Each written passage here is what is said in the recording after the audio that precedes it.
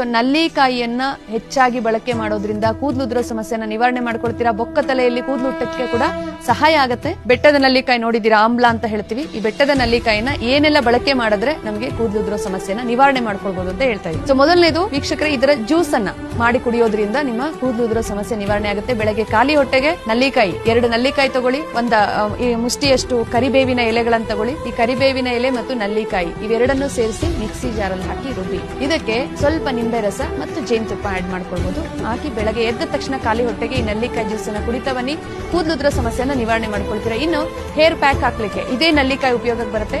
ನಲ್ಲಿಕಾಯಿನ ತಗೊಳ್ಳಿ, ಕರಿಬೇವಿನ ಎಲೆ, ದಾಸವಾಳದ ಎಲೆ, ಸ್ವಲ್ಪ ಮೆಂತ್ಯ ಪೌಡರ್ ಮತ್ತು ಅಲೋವೆರಾ ಇದಿಷ್ಟನ್ನು ಮಿಕ್ಸಿಯಲ್ಲಿ ಹಾಕಿ ರುಬ್ಬಿ ಪೇಸ್ಟ್ ಮಾಡ್ಕೊಳ್ಳಿ.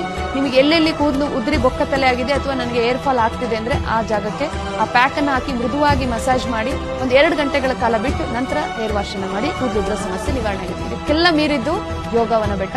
ಬೊಕ್ಕ ತಲೆಯಲ್ಲೂ ಕೂಡ ಕೂದಲು ಹುಟ್ಟಿಸುವಂತ ಚಾಲೆಂಜ್ ಮಾಡ್ತೀವಿ. ಖಂಡಿತ ನೇರವಾಗಿ ಭೇಟಿ ಮಾಡಿ ಬೊಕ್ಕ ತಲೆ ಕೂಡ ನಿವಾರಣೆ ಮಾಡ್ಕೊಳ್ಳಿ ಯೋಗವನ ಬೆಟ್ಟದ ಆಯುರ್ವೇದ ಚಿಕಿತ್ಸೆಯಿಂದ. ನಮಸ್ಕಾರ.